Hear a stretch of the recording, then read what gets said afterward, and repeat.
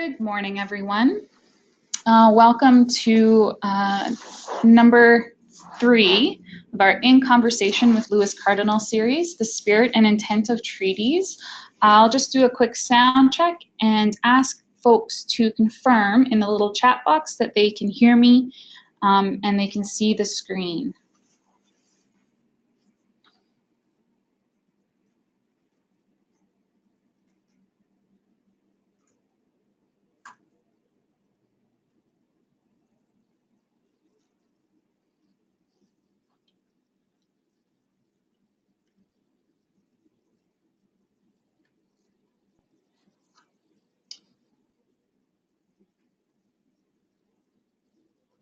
Good.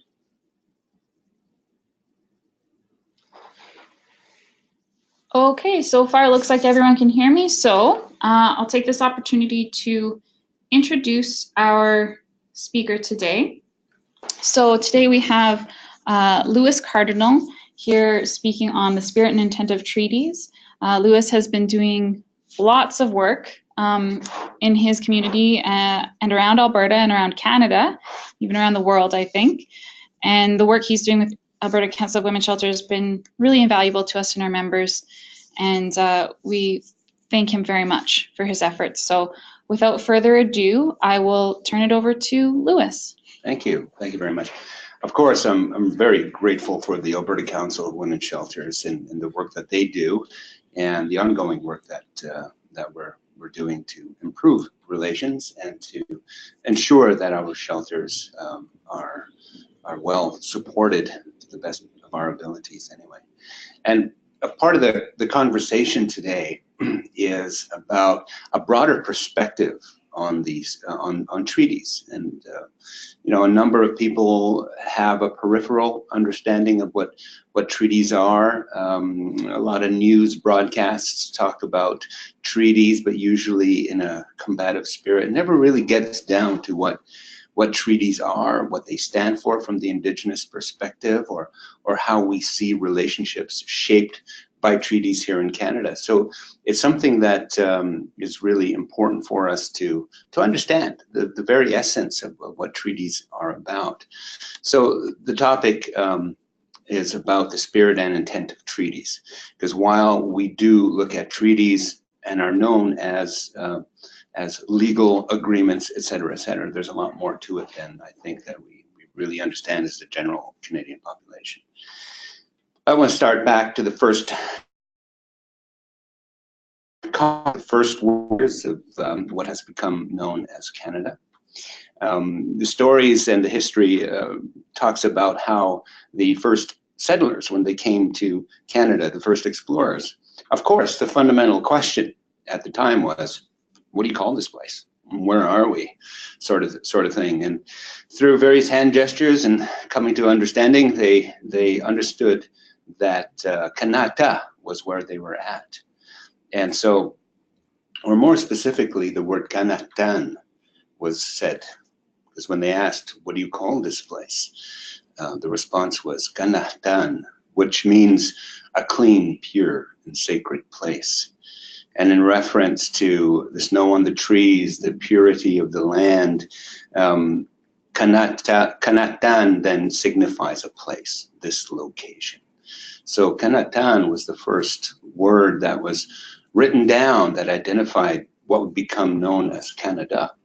Because when you shorten the word Kanatan to Kanata, it means to make pure, clean, and sacred. So in fact, Kanata becomes a verb.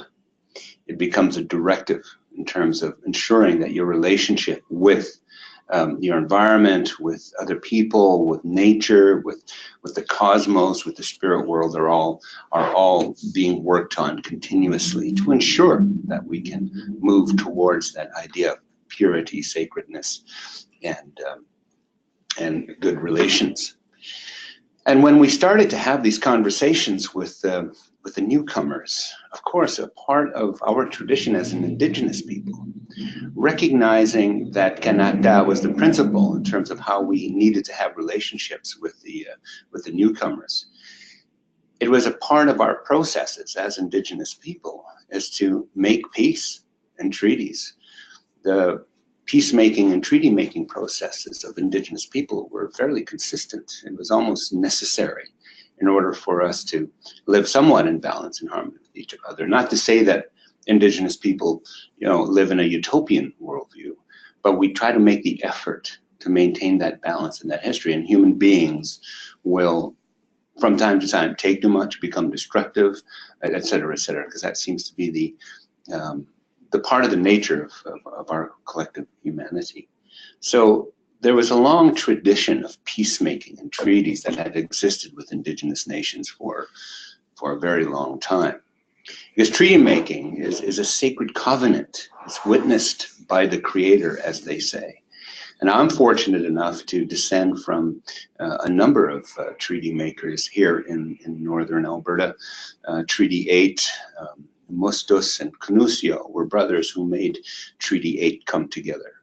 And when they made that treaty, they did it in a ceremonial way as well. It wasn't just signing a piece of paper. It was much more than that. My other descendant, Michelle Calahoo, was a signatory to Treaty 6 here in the Treaty 6 area, as well as my fourth great uncle, Papas Chase, who was also a signatory to Treaty 6. But treaty, when we look at it and understand it, it's really like sacred text. It's a deep covenant between nations of people.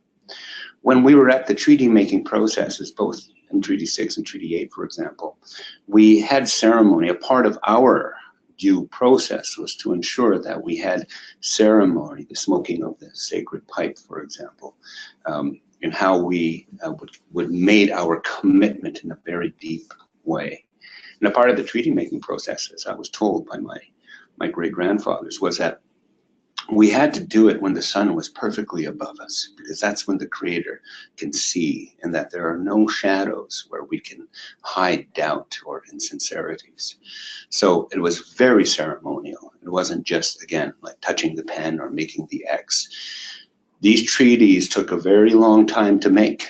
They were brought together by years of dialogue and discussions amongst Indigenous nations in terms of how we were going to have our relationship with the newcomers. But also what is important is that these peace and friendship treaties, as we have come to know them, which is really the foundation of all the treaties that we have today, is that we are looking after one another. So this covenant brings us into a very special relationship with the newcomers.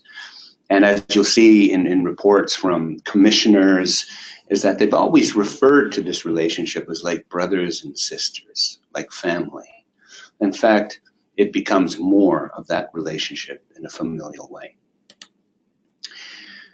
The age of alliances and the birth of crown treaties, really we can look back to as early as 1613, the Two-Row Wampum, which was a peace and friendship treaty.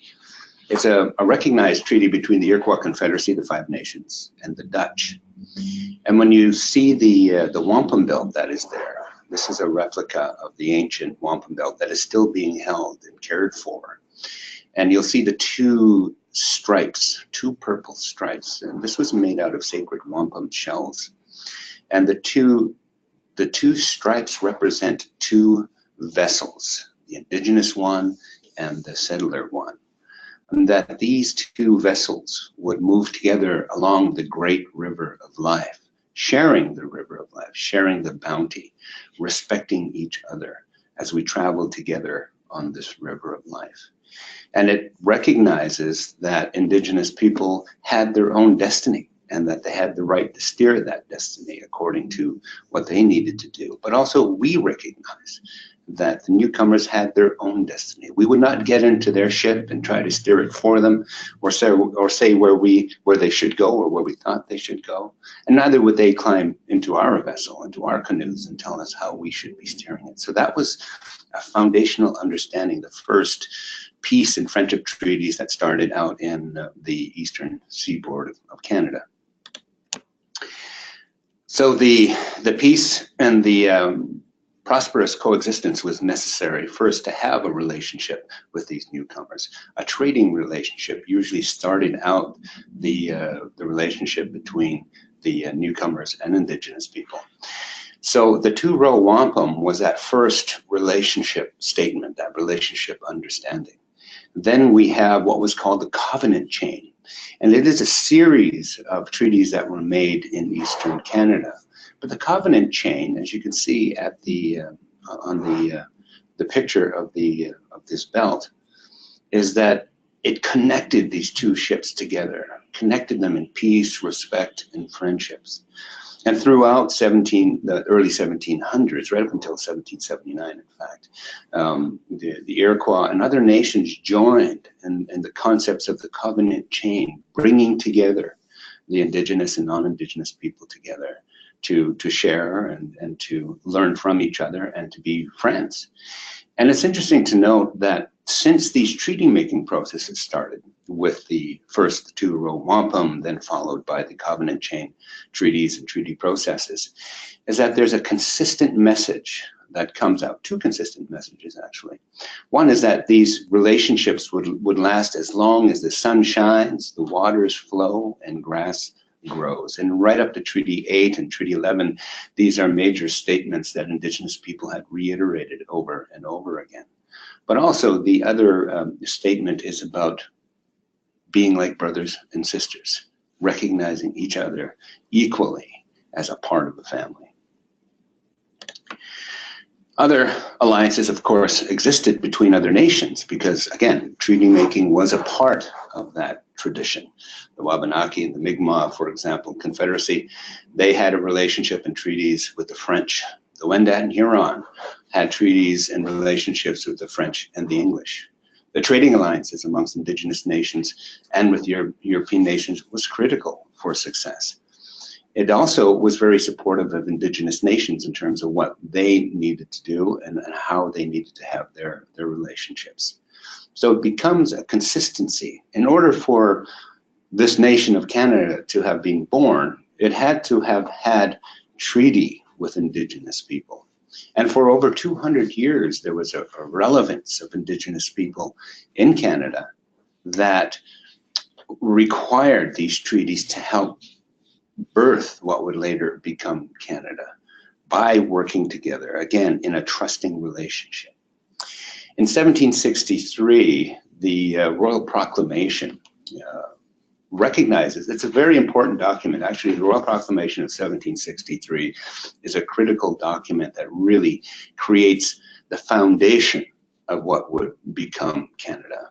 What's important about that is that first, that it recognizes that a nation-to-nation relationship exists between Indigenous nations and the Crown, and that only the Crown and Indigenous nations can negotiate treaties. So no one else can get involved. And of course, that was also a response to American expansionism that also threatened what would become Canada early on.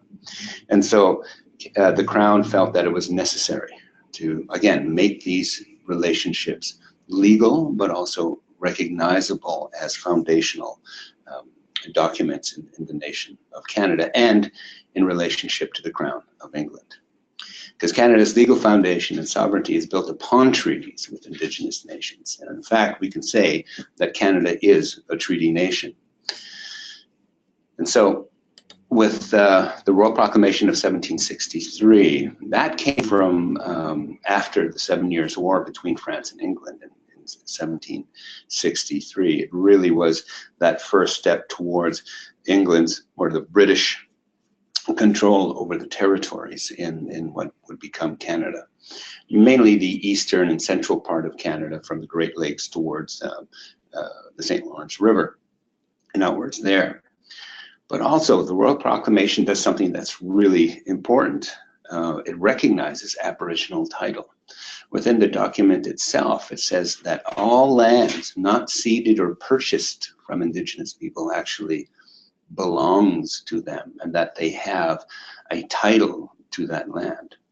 And that becomes really important today as well, because this Royal Proclamation has been upheld in Supreme Court over and over again, and it recognizes that Aboriginal people do, in fact, have title to all public lands that exist in Canada. That is why it is necessary for the Crown, or Canada and the right of the Crown, to work with Indigenous nations, particularly when there is development or effects to treaty rights. So the Royal Proclamation gives that foundation for corporations, if they want to develop resources on traditional lands, that they speak with the Indigenous nations to which their traditional lands are being developed. So it's required by law that companies, corporations have to negotiate with the First Nations because they are, in fact, going on their traditional territory. And once again, the Royal Proclamation confirms the nation-to-nation and government-to-government relationship. And today, with the Liberal government, the way that it is, it's recognizing the necessity of honoring that understanding. Because these treaties that we had made early on weren't just old documents sitting in a shelf somewhere. They really become the foundation of what Canada is.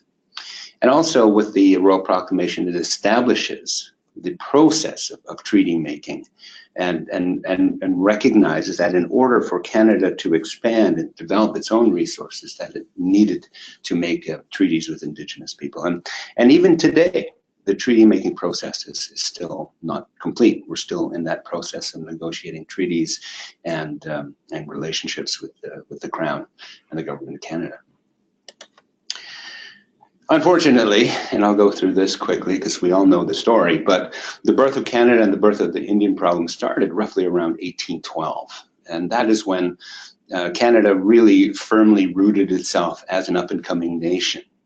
And once the struggle of the War of 1812 was over, there was a question of relevancy between Indigenous people and the new formation of what would become Canada. So that's when the dialogue started to turn. This is when Indigenous people started to lose that footing around relationship. So policies of isolation and assimilation started to be formed. And one of the early documents that came out of these conversations in 1841 was by Dr. Herman Merivale. He was a professor of political economy at Oxford and the Undersecretary of State for the Canadian Colonies. And he believed that it was essential to, quote, civilize the Indian population and develop 4 policy alternatives to the Crown and how to deal with the Indian problem. One was extermination by death or enfranchisement. And the enfranchisement part means that they would be assimilated into the body politic of Canada. The other was slavery, and the other was insulation. That what they meant by that was that they would put Indigenous people in on reserves in the middle of nowhere and wait for them to die out, because this whole idea of the noble savage existed at that time as well. But the problem is that when you put Indigenous people in the wilderness, they tend to flourish and not die out. The fourth recommendation was assimilation. And that's the one that was followed and selected as the more acceptable form of dealing with the Indian problem, was to assimilate Indigenous people. And I think one of the great statements that had been said by one of our leaders in the last century, Dr. Harold Cardinal, he had said that the United States had a saying that a good Indian was a dead Indian. But in Canada, they have a saying, they said, that goes, a good Indian is a non-status Indian. So assimilation and forced assimilation became the big motivation in terms of how they would deal with the issues.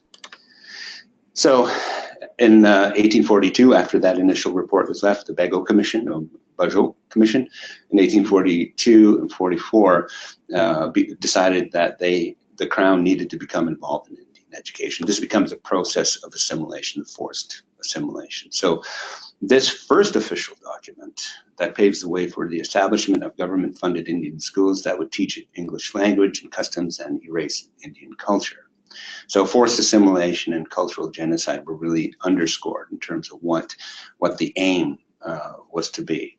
But the underlying aim was the dispossession of all lands and claims to land, and it becomes the guiding principles in addressing the Indian problem.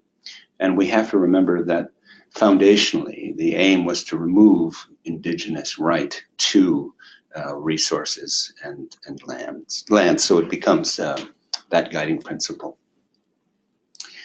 And so in 1847, Edgerton Ryerson, father of Ontario education, and Ryerson University produces another report for the Intendant General of Indian Affairs. His recommendations become the model for Indian residential schools based on religious and domestic education. There is a need to raise the Indians to the level of the whites and take control of land out of Indian hands. So this whole age of irrelevancy became the normal for the next 100 years or so. And so earlier I stated that we are a treaty nation. And what you're looking at here is a map of Canada with the numbered treaty and the early treaties, pre and post Confederation.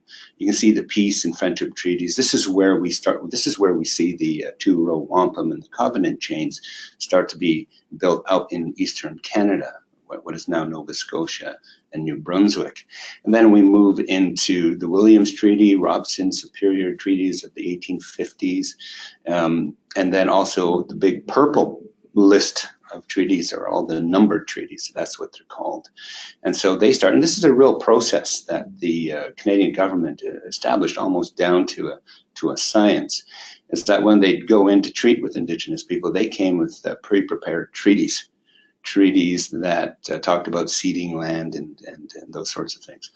But Indigenous nations who have made treaty have said there was no understanding in their communications about giving up any of their land or giving up any of their traditions.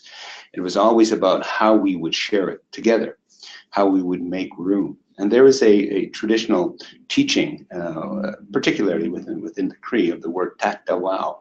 And taktawao then means welcome, there is room. It becomes a central principle within the Indigenous perspective of treaties.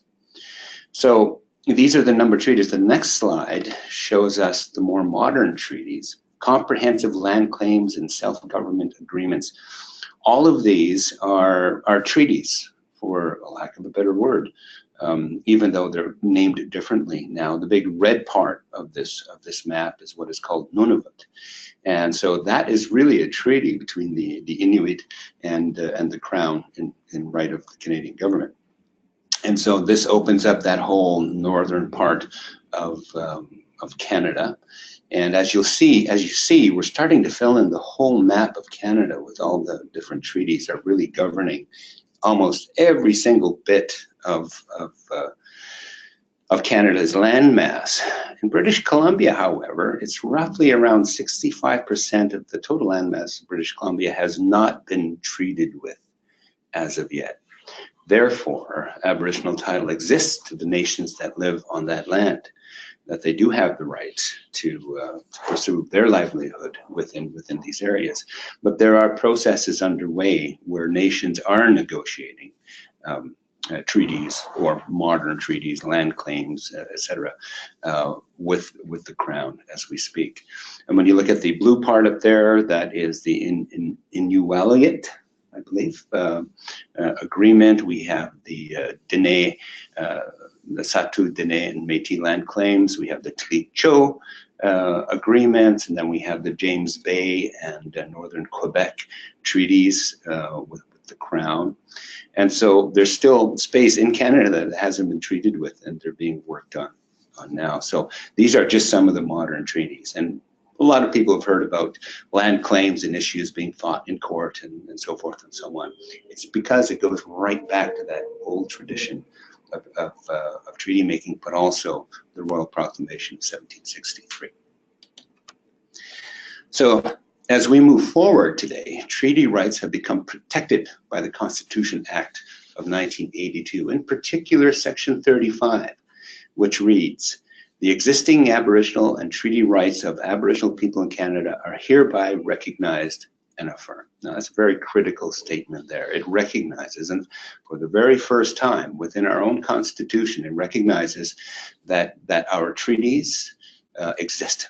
And in fact, there should be nothing that shall abrogate or derogate from these treaties. Furthermore, it says in this act, Aboriginal peoples of Canada includes Inuit, Indian, Inuit, and Métis peoples of Canada. A part of the issue around using the word Indigenous, it becomes more inclusive because it also recognizes the Indigenous people who have not yet made treaty. So this Indian, Inuit, and Métis definition is a bit limiting in terms of it doesn't encompass all Indigenous people in Canada at this point. But also the word Indian was replaced pretty much at the same time, not within the Constitution itself, with the term First Nation. Indian here means status Indian, and status Indian means the ones who belong to the nations who had made treaty. So it's status Indian, or as we now call it, First Nations people.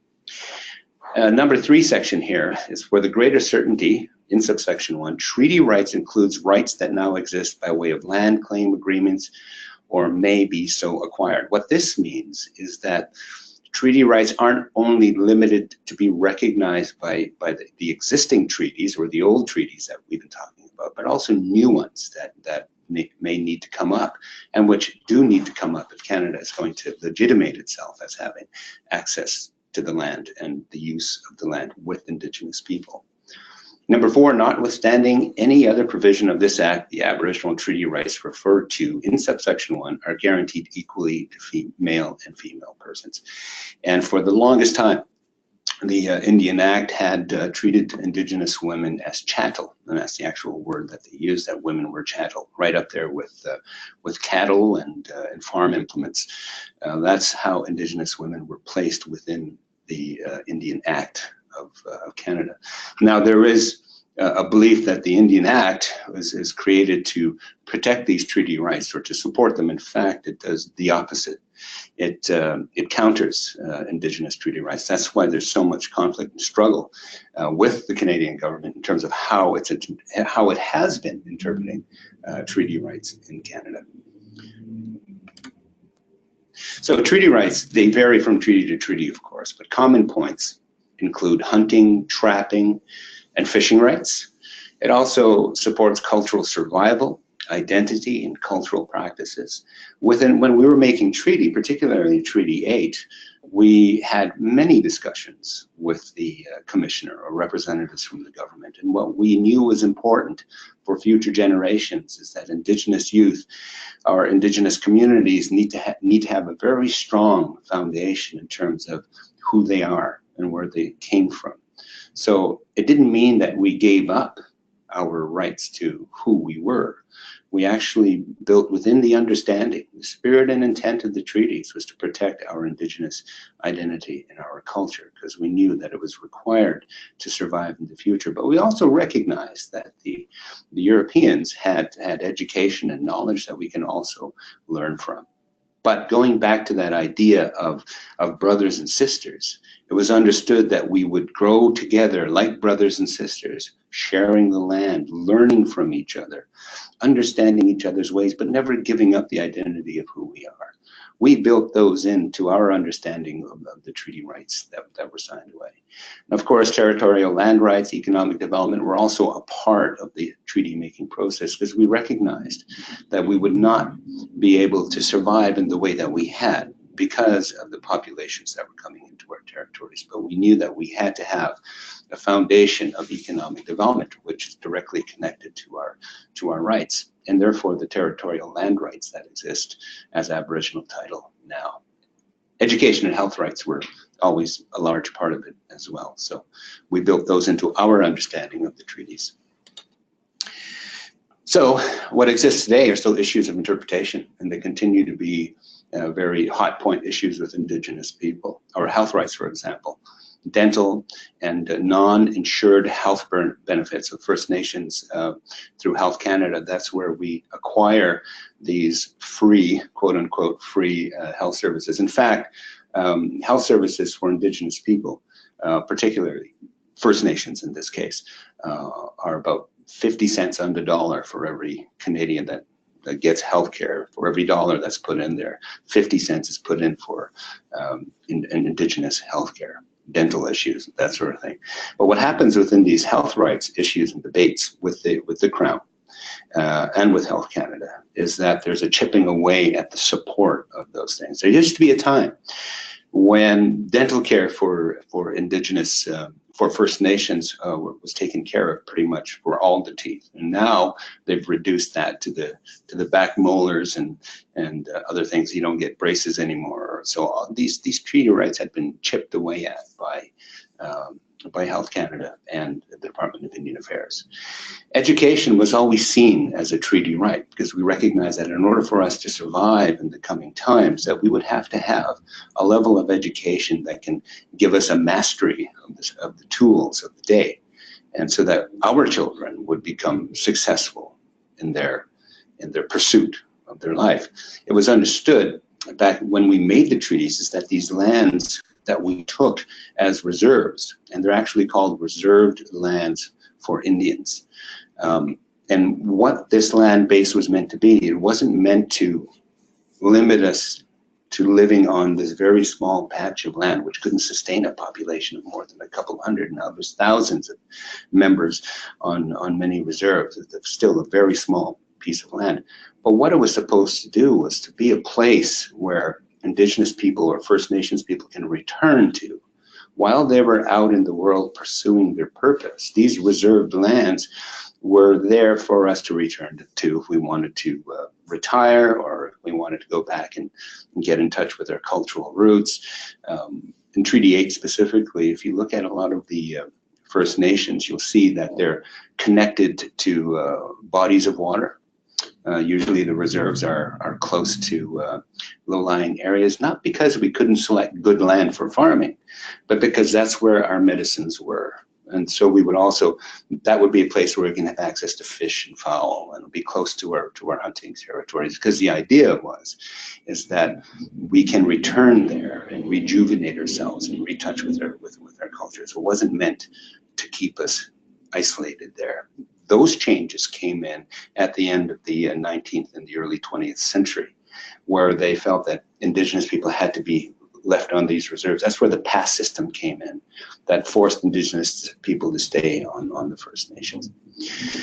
So another big issue within our treaty rights is the mobility of treaty rights.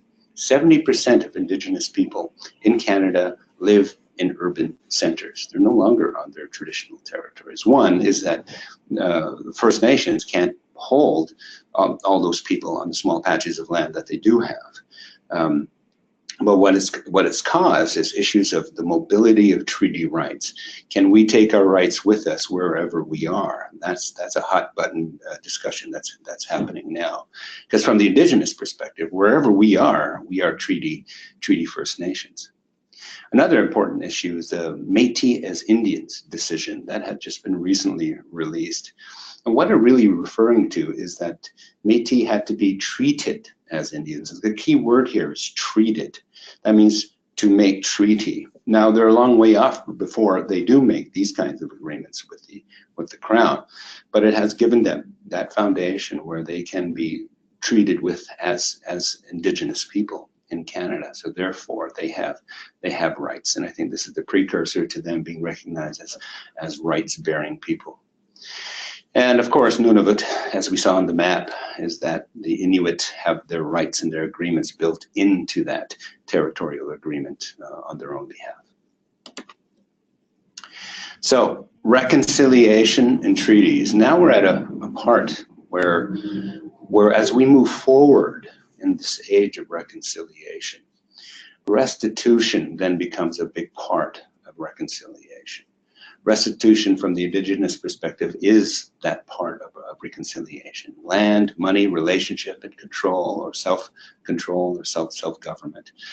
For many years, the government of Canada had managed or put into trust lands, monies, and control those to a point where we did not have the right to see what was happening with our own funds. Oftentimes, parcels of land, large sums of money would disappear without any accountability. A lot of court actions that are taking place now are reclaiming those and saying, you know, this wasn't done right, that wasn't done appropriately. So again, we hear through media that Indigenous people are looking to get more land and looking to get more money. In fact, what we're trying to do is bring balance back to that relationship. That's why control then becomes an important part. Indigenous people need to, and they have the legal right to control their own interests around their lands and their monies. So now we're starting to see a movement by the government in releasing those controls back to First Nations control. But it wasn't always that way. There's also through legal action that we had to force the hand of the Crown to honor itself and to honor its agreement. So a part of reconciliation is to reconcile the balance of those treaty rights. And that'll be a critical part of how we're going to move forward, because once again, we can have control over our own destinies in terms of how our economies are going to be created and how we're going to move forward as fully participating nations within Canada. So a part of what we also have within this reconciliation is Indigenous knowledge. Once Canada recognizes that Indigenous people hold a vast amount of knowledge, they also will recognize that we have possible solutions for community, social, and individual healing and strengthening as well. And also, Indigenous people have a role in national governance and policy, because anything that affects these treaties, Indigenous people have a responsibility and an obligation to voice their concerns, but also to voice concerns for future generations as well. And the Supreme Court has repeatedly decided in favor of Indigenous rights. So it becomes a living and dynamic agreement. Treaties aren't, again, as I can't reiterate enough, they aren't just historical documents. They're living dynamic agreements between Indigenous nations and the Crown. So what we're looking at through this reconciliation is putting the relationship back together and charting a new course. Because all Canadians are treaty people. We really do believe that. Unfortunately, Indigenous people for a very long time have not had the full benefits of their treaty rights. We have not been able to be equally sharing in the resources and the development that has taken place on our territories. So the pursuit isn't to take more than we're entitled to or more than we have identified, but it is about equity and parity. We're seeking just the basics in that. So instead of having 50 cents for our healthcare, Canadians have $1, why don't First Nations have $1 and Canadians have $1 for their health issues as well? And we know that through many current affairs that are happening now, that Indigenous schools, childcare, for example, are being severely underfunded. So if we can look back at treaties as being seen as a kinship relationship, as family, I think that really starts to set us in a path of where we can really work towards strengthening the relationship that was intended, strengthening that sacred covenant, because we need to see treaties as a sacred text, not only amongst the relationships between nations, but how Canada as a country works in relationship to all the many different communities that call Canada home. So we return to the river, going back to those first treaties, particularly with the two-row wampum and the concepts of peace, respect, and friendship. If we can take the word kanata back to its original intention, to make pure, clean, and sacred, we can have a chance to rebuild a relationship that is inclusive, not just between the Crown and treaty relationships, but how Canada as a nation thinks of itself. Because Canada is a verb, Canada is a directive. Every time we see that word or hear our national anthem, we should be asking ourselves a question. What am I doing to maintain my relationships, to achieve that sacredness, that purity, and that cleanliness? How am I treating myself as an individual with the idea of peace, respect, friendship in mind? But also, how am I creating that sacredness and purity within my own family, within the relationships I have at work, within relationships I have with the nation, with the newcomers that are here, with the environment, with the cosmos, with the spirit world. So this becomes all encompassing, and returning to the river, returning back to the very basics of our treaty relationships, it's going to be a critical way in which we can truly forge a new relationship, a stronger relationship with Indigenous people across Canada, but also gifting Canada and Canadians with that new idea that kanata is a way of doing things. Kanata is that positive experience in peace, respect, and friendship.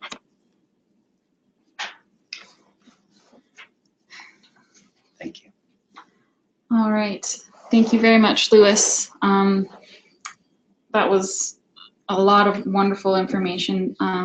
Thank you for putting what can sometimes be considered a dry historical topic into a context that is very relatable and very human.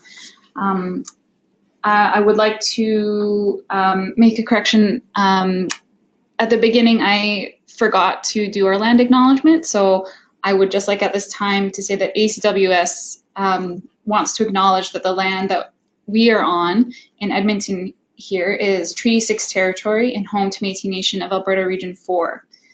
This land has been a traditional meeting ground and central trading place of the Blackfoot, Nakota, Assiniboine, Dene, and the Métis people of Western Canada spanning thousands of years.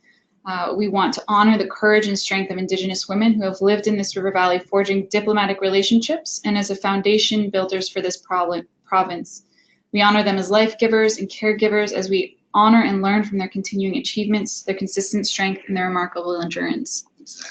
Yeah, so I think those words take on even deeper meaning now that we've listened to what it means to be a treaty person. We do have a few questions from our audience.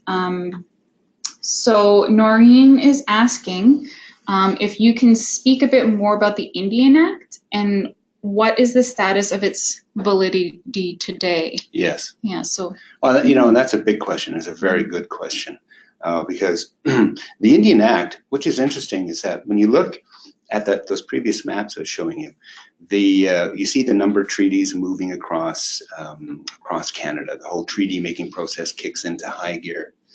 The attitude behind that in so many ways was that, you know, if we can get this treaty thing done, then we'll have access to the land and we shall be unfettered and develop it the way that we want, unbeknownst to them later on through legal actions. But at the same time as the treaty processes are really kicking into gear, it's kind of ironic that they have the treaty process here that is honoring nation to nation, sharing the land, so forth, so on. And then they create this legal implement called the Indian Act. The Indian Act then is counter to what the spirit and intent of the treaties were about. So the Indian Act actually becomes a way in which they can start to remove bit by bit the enfranchisement part of assimilation, to remove these treaty rights so there's no responsibility to the Crown for the well-being and support of Indigenous people. But the point is not to support Indigenous people, it's to be able to give Indigenous people the tools they need vis-a-vis the treaties in order to be self-sufficient as we always had been. So the Indian Act is probably one of the most hated documents in Canadian history, at least in Indigenous history anyway. It's sad to say, but the Indian Act was studied by two regimes that have long gone. One is the South African government in apartheid. They developed the Bundesstaats, their homeland system based on the reserve system of Canada.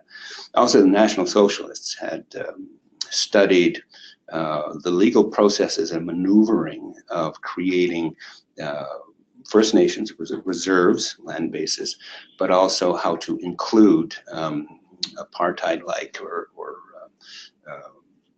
forced assimilation type policies into their own regime. So they had been taught well by the Canadian government. The irony is that the Indian Act is still here, and those two regimes are long gone. First Nation leaders, I think any self-respecting leader does not want the Indian Act to be around because it dictates everything that a First Nation has to go through in order to get things done. How to select your leaders, how to build your houses. There's 7 approval levels that First Nations have to go through just to get a house built. Mm-hmm. And then at the end of that, it's built by the cheapest bit, right? So it becomes encumbering. You can't move to address the issues that you need. Rather, you have to wait and you have to wait and you have to wait. And so the federal government, as they say, gives $8 billion to Indigenous people every year. What they fail to say is that Indigenous people, through various tax formats and the processes, pay well over $10 billion a year into the economy. But they also fail to mention that 80% of that $8 billion goes to outside sources. It doesn't deal with the issues on the reserve or the health issues that we have to. We get $1 billion split up between 630 First Nations to address the issues that we need socially.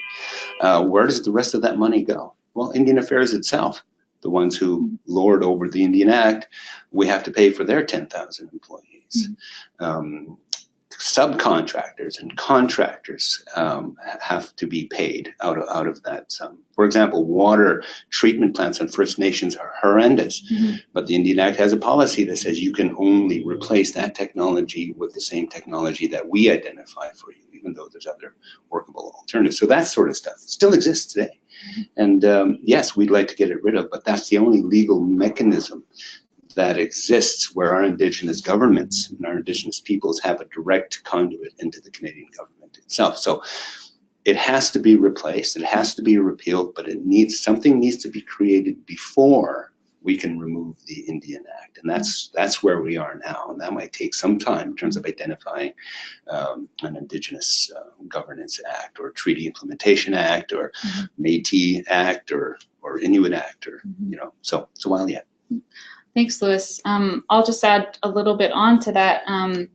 It's interesting that you talk about needing a new document, because if I recall correctly, and correct me if I make a mistake, in 1969, under the first Trudeau, there was the white paper that proposed to get rid of the Indian Act. But if I can remember my readings on this, it was very much opposed by Indigenous leaders because it was done basically unilaterally and left that vacuum. As you said, it didn't have any other sort of,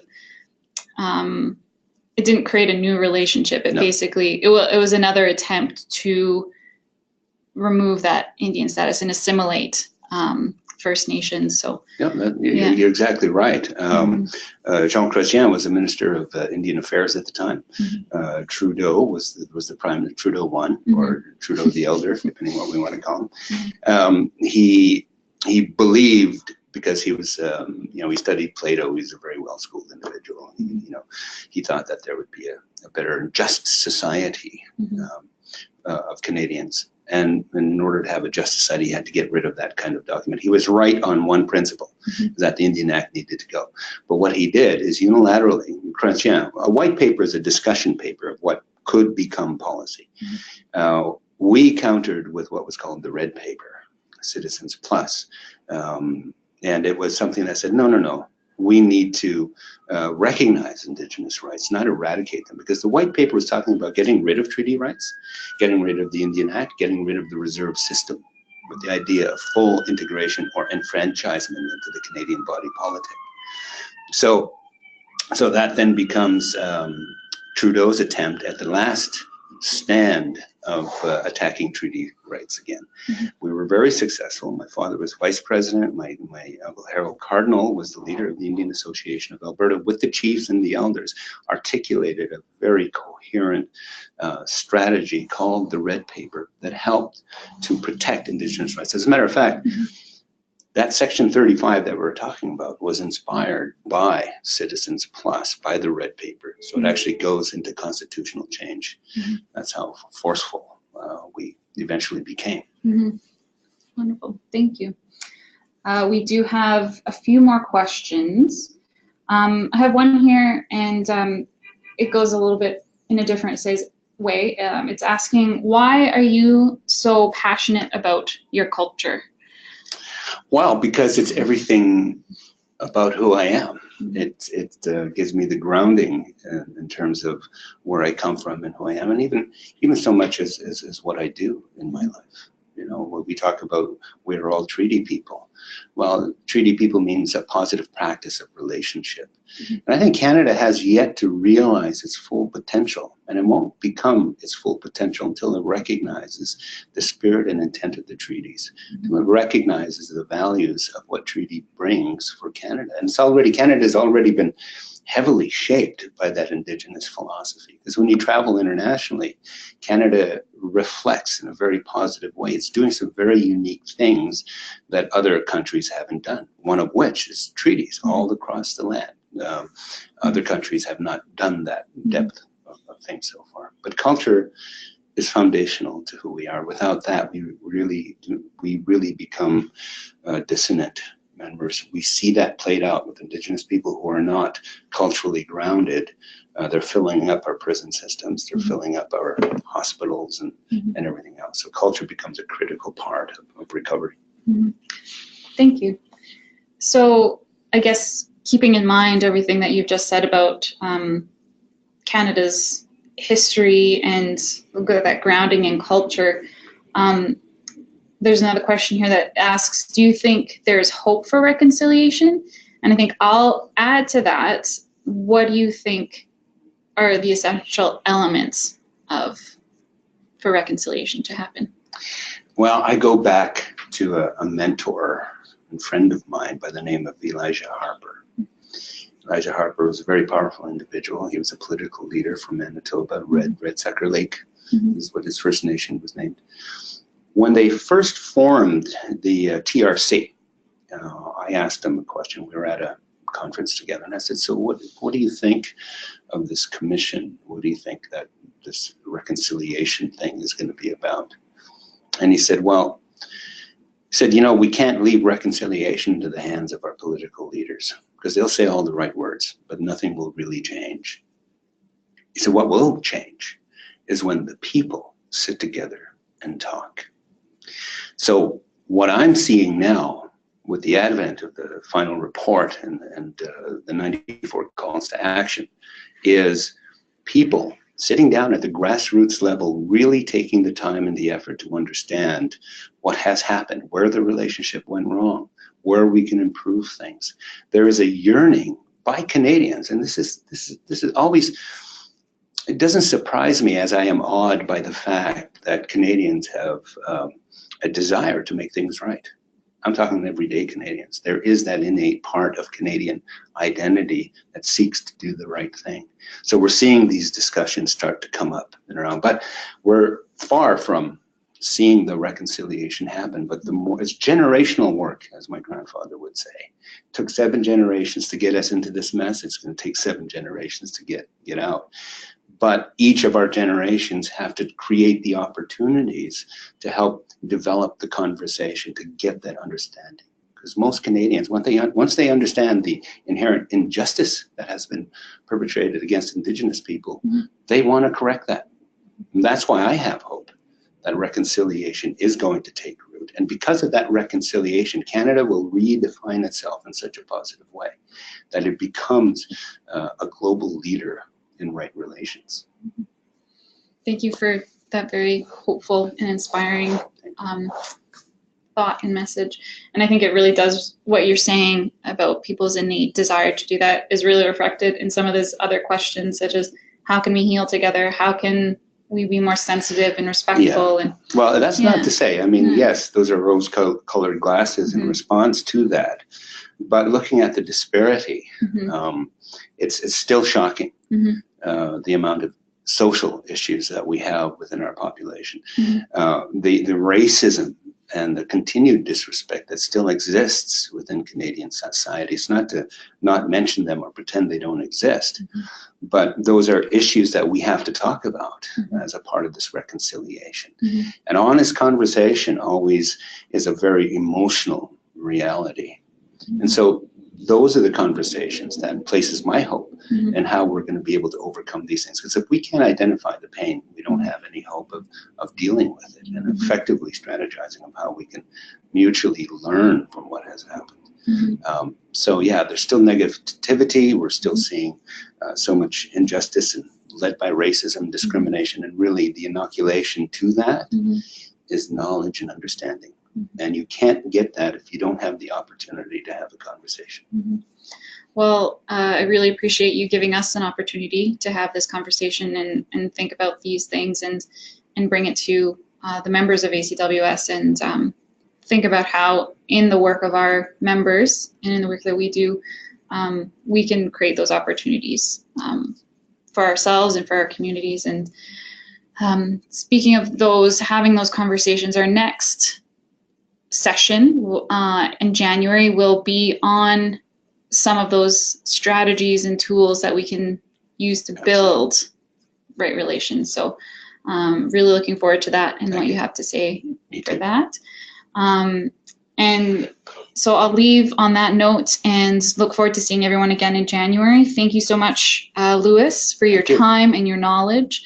Again, it always leaves us sometimes with more questions, but I don't think that's a bad thing. And thank you to all of our members who took the time over their lunch hour to sit and learn with us. And hopefully we will see you next month. Hey.